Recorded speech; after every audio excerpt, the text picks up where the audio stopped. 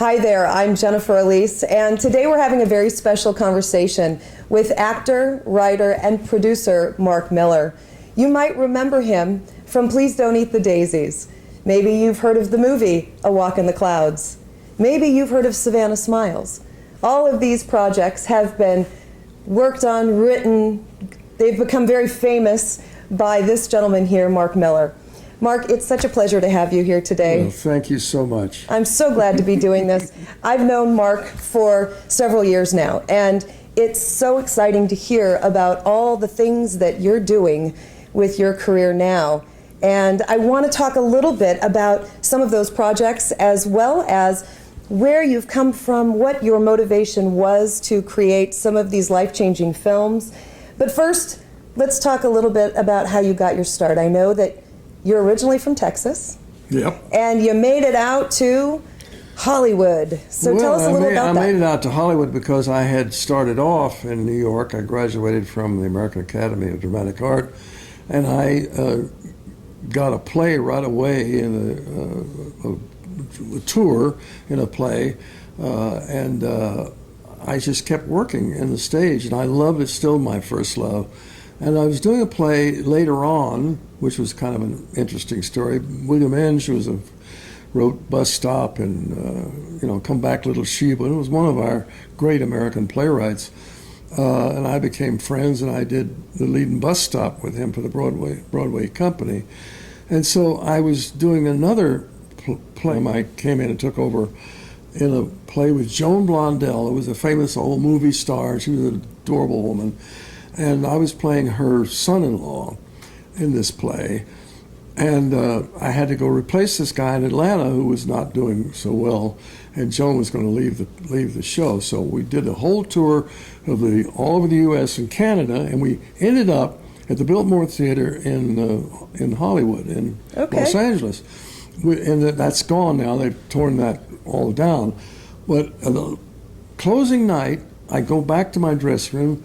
And in my dressing room was Desi Arnaz and Joanne Drew. And Desi said, "Listen, how would you like to star in a television series?" I said, "Well, I think I could handle that." And he said, "And how about this lady, Joanne Drew, this gorgeous woman, movie star, starred in Red River with John Wayne and all kinds of big movies." Now here I was suddenly.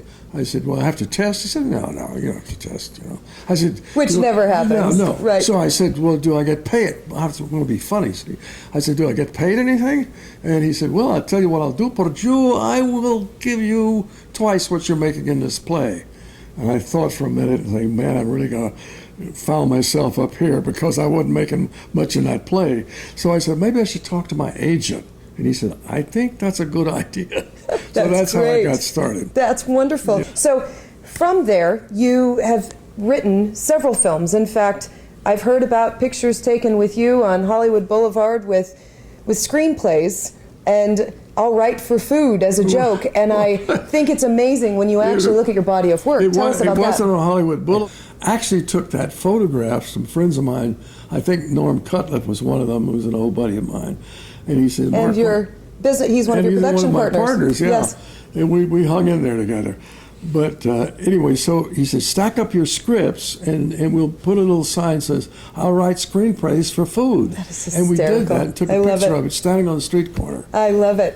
So now, when I think about A Walk in the Clouds, I loved that film. So romantic, so beautiful. And to date, I believe it's made over $200 million. Is that correct? I think it's made like 190 million, which is incredible. Pretty good. Yeah. We shot it. They shot it for 20 million. So I fell in love with two things. I fell in love with making independent motion pictures, and I love women. The thing about women is that they told me when I wrote Savannah Smiles that no teenagers or young people will come to see this film. Our biggest audience was young women and teenage girls because of that little kid. Yep. Women love pictures with children in it, and the empathy and the love between an older person and a child, and all those pictures I grew up with. Wally Berry and the Champ with and the kid and Old Yeller and all. I mean, they don't make pictures like that anymore. I know. Let's talk about Savannah Smiles because, like you said, it astounded everyone, the success of it. It wasn't expected. I know that Drew Barrymore was one of 60-something little girls that tried out for that part. Can you tell us a little bit about the motivation behind writing it, why you wrote it, and why you chose the lead actress who was Jennifer, incredible? it's wonderful because I've really got to write a whole book about just that picture because it was a miracle and it proved everything that I think about. And the audience, there's more audience today for wholesome family-oriented pictures than there ever was. But the story of this picture was so incredible because I got the idea from just my daughter's face. My youngest daughter is named Savannah, and she had an afro of golden curls. I mean, really, it was why her mother let this hair go wild. And she had this adorable little face. And I came home from the studio one day, and she sat across the table from me, and I looked at her and I thought, if I can just put this little face on film, I'll have a hit picture. If I could come up with a story about a little girl. And so I started from there. Okay. Then I remembered seeing Grand Illusion, because I'm a film buff, which is a famous picture, and there's an old convict was escaping, and this little kid came out to the barn, and he had said, "Can I get you something to eat?" And this guy thought he was mean. He thought he was going to kill the kid, And he said, "Yeah," the old guy, He brings a bowl of soup, and he eats the soup and down, and he reaches up, and you think he's going to hit the kid or something, and he just reaches over and touches the kid on the cheek, says, "Thank you." I thought, God, because I'm corny, Beautiful. I love that. Yeah. And it just worked so beautifully. And I said, why aren't there more pictures like that? So that's where I got my story. And tell us about your lead actress. I heard she was something else in the audition. We narrowed it down, I think, to 12 little girls.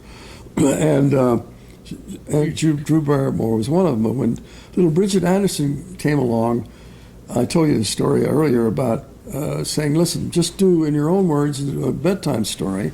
And she said, which one do you want? I said, you know them all? She said, yeah. I said, well, which one would you like? She said, well, I like Brer Rabbit. I like to do that. So she did this Brer Rabbit, and she did the whole thing about, walking down the road and with the rabbit, and said, I'm going to throw you in the briar patch. I said, well, that's good. Why don't you do that? And then they threw him in the briar patch, and he jumped up and he said, ha, ha, ha, ha, ha. I was born and raised in the briar patch. I was born and raised in the briar patch. And I said, my God, I'm going to put that right in the... This is the story about Brer Rabbit, and Brer Fox, and Brer Bear. One day on Chickpea Hill, they made a log, and they set a tar baby on it.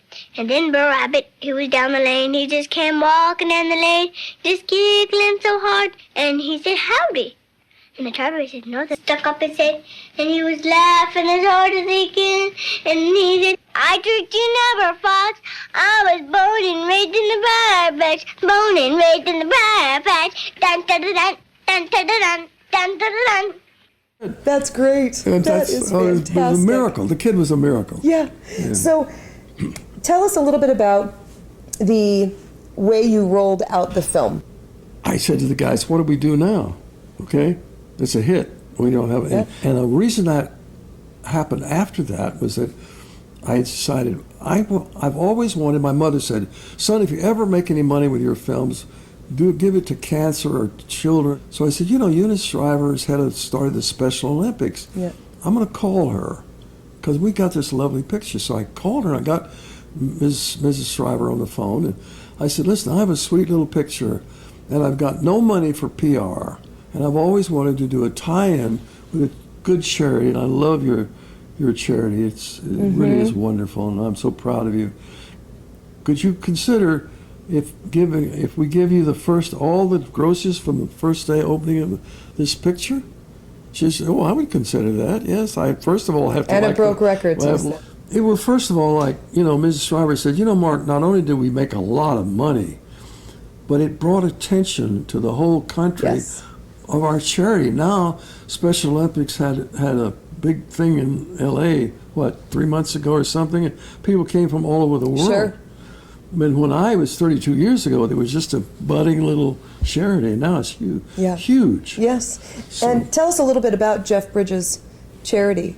Well, what bothers me is like the politicians today, they don't say anything about the fact that we have 20 million people living below the poverty level, and the children are going to school hungry. And what he does is he feeds kids that, you know, that from families that have no money, that are living below the poverty level. He feeds them a warm breakfast, and he pays I think they pay for school equipment and clothes and stuff for hungry children.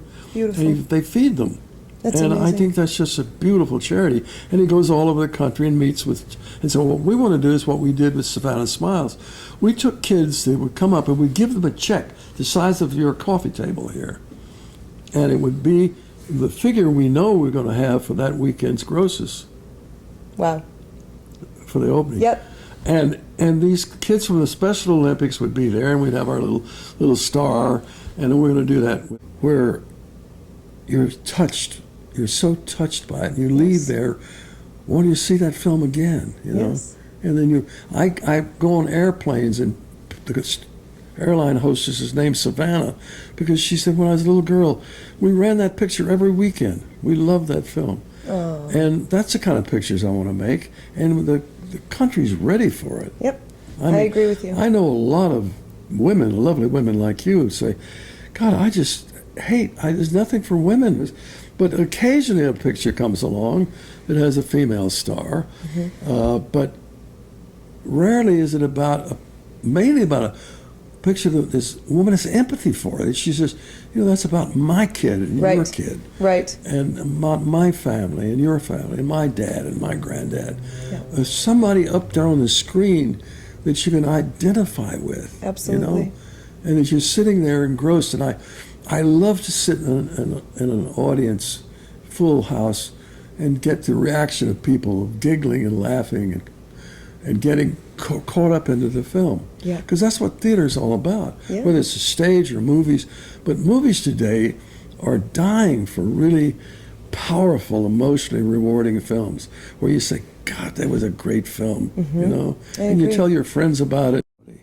I saw an exhibition with my old girlfriend, Grace Kelly. I don't name Oh, drop, we didn't talk but about that yet. Gracie and I saw, we saw A Walk in the Clouds, which was called Four Steps in the Clouds. Yep. It was an old Italian film. And I said, Gracie, I'm going to make an American film out of that one day. And she said, well, you know, you're not a writer, producer. I said, well, but someday. And I did. But the thing that impressed me was when we also saw an exhibit for Time Life photojournalists, and Gordon Parks became my mentor, and the name of it was The Family of Man. And I said, that's what my theme about So all my inspiring. stories are about. We're all God's children. This racial thing has to end. Yeah, I agree. Anyway, that's what I'm trying to do. Don't make movies for families. Right. So why not get those people back in the theater? Well, I think it's excellent, and I wish you well. It's a Well, lot high of five. great stuff, my dear, and I'm happy to be able to talk about it with you and spend a little bit of time Well, and thank you. you know, Thank you, Jennifer. keep me in the loop because I'm just I thrilled for will. you. I'll All certainly right. keep you in the loop. All right, my friend. Thank you. When Savannah smiles, I hear somebody saying, hey loser, you just won. When Savannah smiles, those gray clouds start to praying, bring on the sun. Music, sweet music, lifts my soul, sets it free. Everything is fine, every single time Savannah smiles at me.